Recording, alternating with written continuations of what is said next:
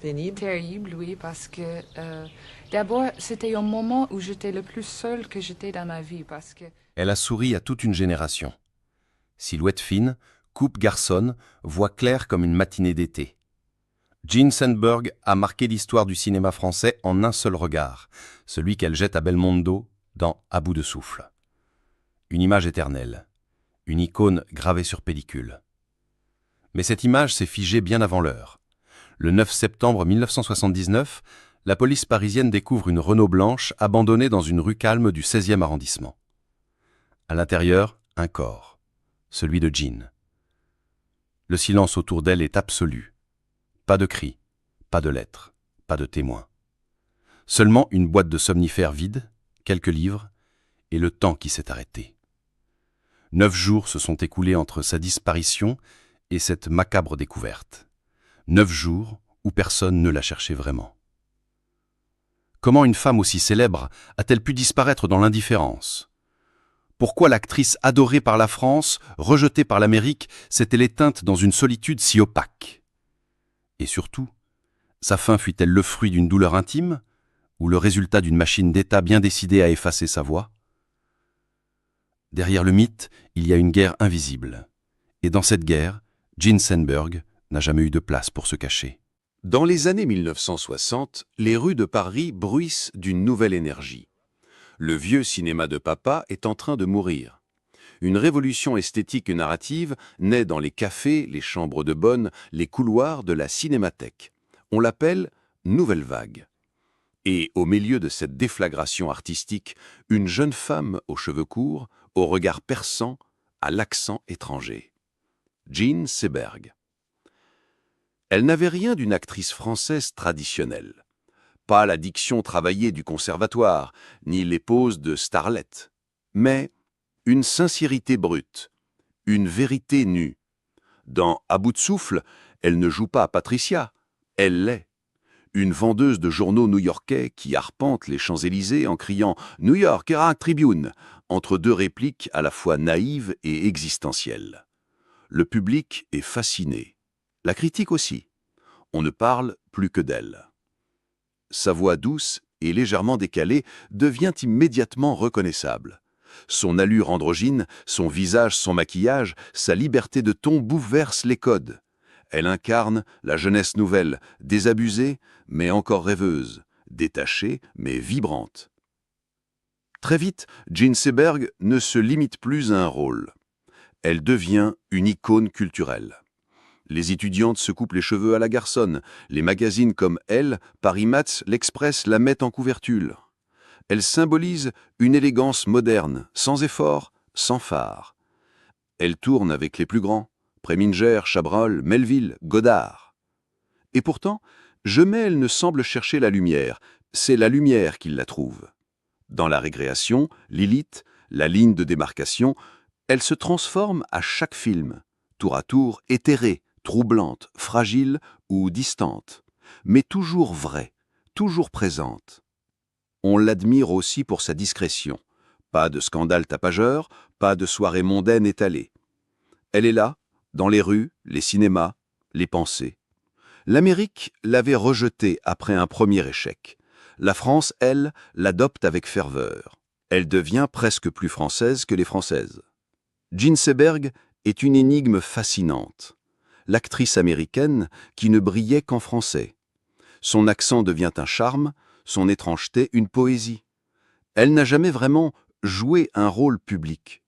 Elle vivait à l'écart des poses et des conventions.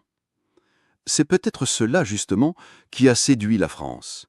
Dans un pays en quête d'authenticité après la guerre, elle offrait quelque chose de rare, une sincérité sans stratégie. On ne savait pas tout de sa vie, et cela la rendait encore plus présente dans l'imaginaire collectif. Mais plus la France tombait amoureuse de Jean Seberg, plus un vide s'élargissait sous ses pas. Car si elle illuminait les écrans, nul ne savait ce qu'elle portait en elle loin des caméras. Avant Paris, avant Godard, avant les projecteurs, il y avait le silence. Celui d'une maison modeste du Midwest américain. Celui d'une enfance où les mots étaient rares et les regards encore plus. Jean Dorothée Seberg est née en 1938 à Marshalltown, Iowa. Une ville plate, paisible en apparence, où tout semble figé dans l'ordre. Son père est pharmacien, sa mère enseignante. Protestant méthodiste, rigoureux, droit, distant. Jeanne grandit entre les règles et le devoir, mais sans espace pour la fragilité. Elle est vive, curieuse, en avance, et déjà différente. Très tôt, elle sent qu'elle n'appartient pas vraiment à ce décor. Trop sensible pour un monde rigide, trop silencieuse pour exister dans le tumulte familial. Elle se réfugie dans la lecture, le théâtre amateur, les rêves d'ailleurs. Mais à la maison, ces rêves ne sont pas toujours bienvenus. La tendresse ne se dit pas, l'angoisse encore moins. À l'adolescence, elle découvre le cinéma comme une échappatoire. Elle s'inscrit à des cours d'art dramatique, sans grande ambition, juste pour se sentir respirer. Mais à 17 ans, sa vie bascule d'un coup de fil. Otto Preminger, réalisateur viennois réputé pour sa sévérité, organise un casting international pour son film, Sandjaune. Jeanne postule presque par jeu, et elle est choisie. Elle quitte l'Iowa, monte à Hollywood et se retrouve sans filet à porter un film entier sur ses épaules. Elle incarne Jeanne d'Arc. Jeanne, la sainte sacrifiée. Jeanne, brûlée vive. Jeanne, trahie par les siens. Le parallèle est cruel. Le tournage est une épreuve. Preminger est dur, exigeant, cassant. Il ne lui pardonne rien. Les critiques sont impitoyables. Le film est un échec et Jeanne devient la cible facile. Trop jeune, trop inexpérimentée, trop étrangère au système. Pour une adolescente de 18 ans, le choc est immense. Elle encaisse, se replie. Les premières angoisses apparaissent, les premières nuits sans sommeil. Mais elle ne rompt pas. Elle continue. Comme si le rejet ne faisait que renforcer son besoin d'être vue et comprise. Mais cette blessure inaugurale ne se refermera jamais. Elle marque en elle une faille invisible, un sentiment d'inadéquation profond. Même quand elle sourira plus tard sur les affiches parisiennes, même quand on la filmera dans la lumière douce du matin, une part d'elle restera cette jeune fille de Marshalltown que personne n'avait appris à écouter. Elle n'a jamais parlé ouvertement de son enfance, mais elle l'a jouée dans ses rôles. Cette solitude familière, ce besoin d'amour mêlé de peur, cette tension permanente entre le besoin de s'exposer et le besoin de fuir, tout cela venait de là, d'un foyer sans chaleur, d'un départ trop brutal, d'une ascension trop verticale. Et à chaque fois qu'on lui disait qu'elle était incroyablement vraie à l'écran, elle ne savait pas si c'était un compliment ou une manière de rappeler qu'elle n'avait jamais vraiment appris à jouer. Jeanne Seberg n'était pas qu'un visage d'affiche. Elle croyait que le cinéma n'était pas une fin, mais un moyen d'exister, certes, mais aussi de dire quelque chose, d'appartenir à un monde plus vaste. À la fin des années 1960, alors que le monde artistique se perd dans les cocktails et les pauses, elle prend un autre chemin. Elle s'engage. Discrètement, mais résolument. Elle lit les journaux américains, elle suit de près le mouvement des droits civiques. Ce qu'elle voit la révolte. Ce qu'elle ressent, elle ne le joue pas, elle le vit. Elle commence à soutenir des associations, puis des figures plus radicales. En 1969, elle apporte un soutien financier au mouvement des Black Panthers. Elle rencontre leurs représentants, s'affiche publiquement à leurs côtés. Pour une actrice blanche, américaine, installée à Paris, c'est un acte rare, courageux. Mais aux yeux de certains, c'est un affront. Le FBI de J. Edgar Hoover ne la considère plus comme une actrice. Elle devient une cible. Sous le nom de code COINTELPRO, les services fédéraux lancent une campagne d'intimidation silencieuse mais implacable. Surveillance, filature, écoute et surtout rumeurs. Un jour, dans la presse américaine, une information fuitée affirme que Jeanne attend un enfant et que le père serait un membre noir des Black Panthers. Ce mensonge la frappe en plein cœur. À quelques mois de sa grossesse, elle perd le bébé. La douleur est incommensurable. Elle organise une conférence de presse, présente le corps inerte de l'enfant, pas pour provoquer, mais pour défendre sa vérité, pour protéger sa dignité. Ce jour-là, le scandale dépasse le simple fait divers. Le public se divise, les studios se taisent. Jean Seberg n'est plus une muse, elle est devenue problématique. Ses rôles s'amenuisent. Les producteurs hésitent, les réalisateurs détournent le regard. Même en France, elle sent que l'air se raréfie. À la détresse professionnelle s'ajoute la déchirure intime. Son mariage avec Romain Gary, écrivain admiré, se fissure. Les disputes deviennent quotidiennes, les silences plus cruels que les mots. Ils finiront par se séparer, mais resteront liés par un fil invisible, un fils, Diego, et une douleur partagée qu'ils ne sauront jamais nommer.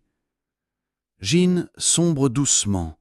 Elle consulte des psychiatres, elle prend des traitements lourds, parfois contradictoires. Elle tente de remonter à la surface avec des rôles mineurs, des tournages secondaires, des apparitions discrètes.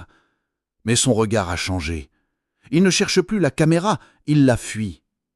Le public, lui, ne sait plus quoi penser. La muse d'hier n'entre plus dans les cadres d'aujourd'hui. Elle dérange, elle inquiète. On préfère se souvenir d'elle comme elle était, plutôt que de la voir comme elle est devenue. Et dans ce glissement imperceptible entre gloire et oubli, Jean Seberg commence à disparaître. Pas d'un coup, mais lentement. Par fatigue, par lassitude, par refus de continuer à porter le poids d'un regard qui un jour l'avait tant désiré et qui désormais l'évitait. À la fin des années 70, Paris continue de vibrer au rythme de la modernité. Mais pour Jean Seberg, la ville s'est refermée comme une cage.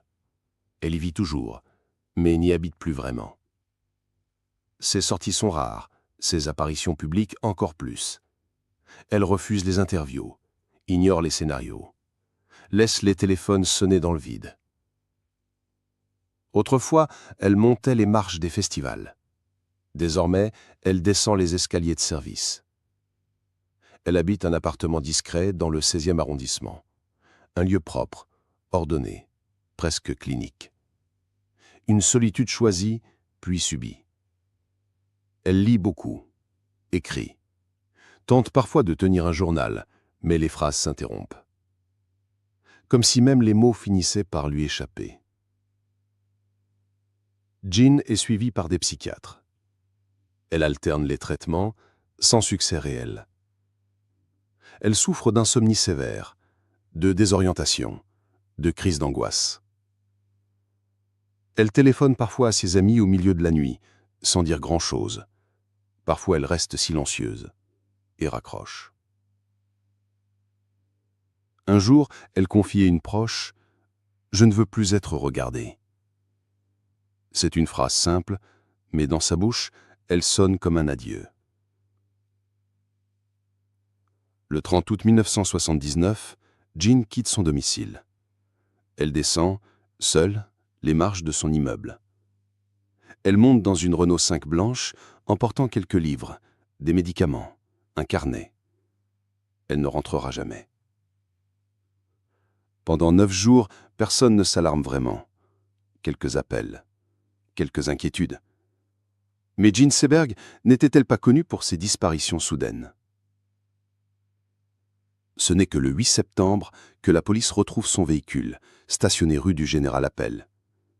Les vitres sont embuées, l'odeur est lourde. À l'intérieur, le corps d'une femme, étendu à l'arrière, comme endormi depuis longtemps.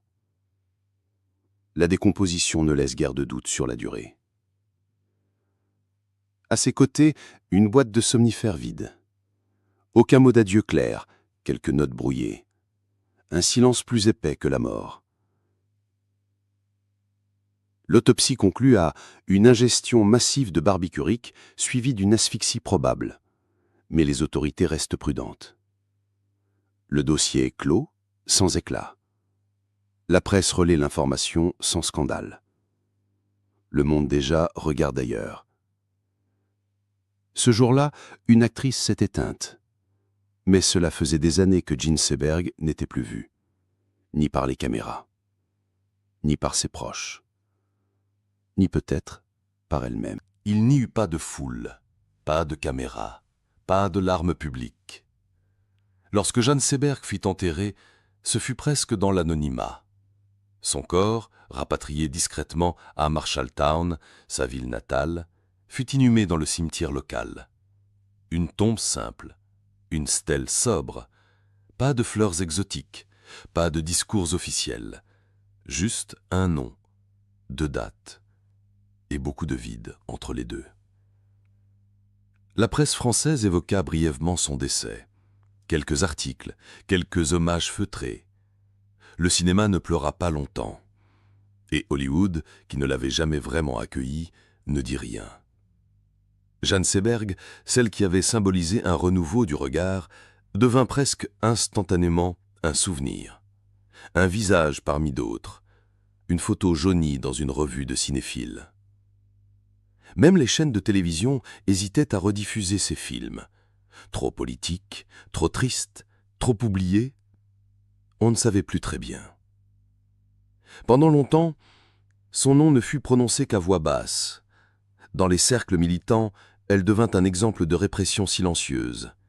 Dans les écoles de cinéma, une note en bas de page. Et pour le grand public, rien. Le néant.